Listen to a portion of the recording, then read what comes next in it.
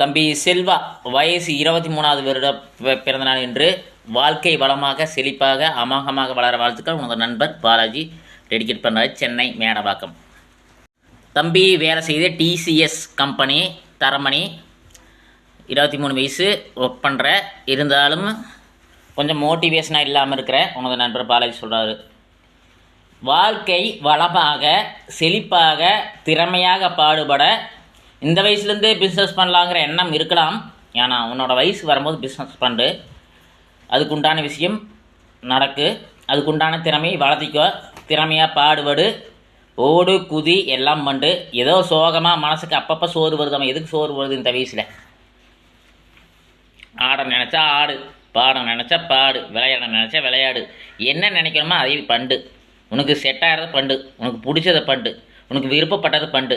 இவங்களோட பேசுகிறாங்களான்னு போய் பேசும்பொழுது அவங்க பேசினே கவலைப்படாத. அதெல்லாம் உனக்கு மனசு கொஞ்சம் கஷ்டமாக இருக்குது. ஏன் இவ்வளோ நாள் பேசினேன் இப்போ பேசலை, ஏன் அந்த நட்பு நல்லா போயிடுது, ஏன் போகலை, இதெல்லாம் கவலை இருக்கக்கூடாது. போகிறோமா அப்படியே வேடிக்கை பார்த்துட்டு போயிடணும். உன் நட்பு நல்லா நட்பாக பிடிச்சி வச்சுக்கோ, கெட்ட நட்பாக தூக்கி போட்டுரு.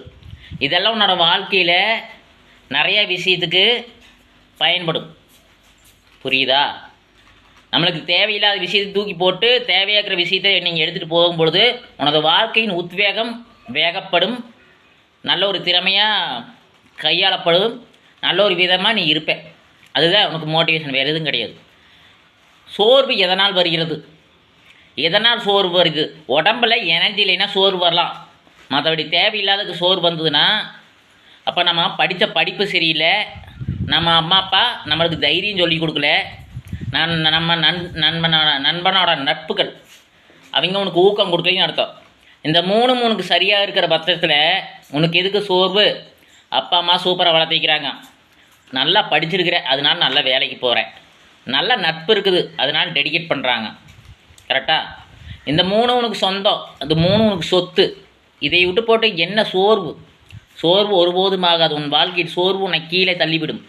ஓடிட்டே இரு, பிடிச்சதை பண்டு, பிடிக்காத தூக்கி அக்கடை ஓட்டே போயிட்டுரு. பிடிச்சதெல்லாம் பண்டு, வேலையில் என்ன பிடிக்குது அதை பண்ணிவிட்டு எல்லாத்துக்கும் கூட பேசு, யாரும் கூட பேசுங்க இவங்ககிட்ட பேசாதீங்க, விட்டுரு. வேலை செய்கிறவங்ககிட்ட நல்லா பேசு, அவனை என்ன சொன்னால் கண்டுக்காத, அழகா போ. உன்னோட வாழ்க்கையில் நல்லா வரும், உன்னோட வேலையில் நல்லா வரும், நீ ஒரு நல்ல ப்ரமோஷன் கிடைக்கி. வேலை சுமையாகுதுன்னு சோர்வாகாத, ப்ரெஷரு வேலை சும்மா அதிகமாக நிறைய கற்றுக்க, வாழ்க்கையோட அனுபவம் கற்றுக்கல. சென்னையில் இருக்கிற ஏதோ கடை போட்டாலும் புடச்சிக்கலாம், பல்வேறு விதமான ஒர்க் பண்ணலாம், பார்ட் டைம் நிறையா பண்ணலாம், சம்பளம் நிறையா வரும். நல்லா உன் வாழ்க்கையில் வெற்றி அடைய வாழ்த்துக்கள் தம்பி, ஒன்றும் கவலைப்படாத. நன்றி.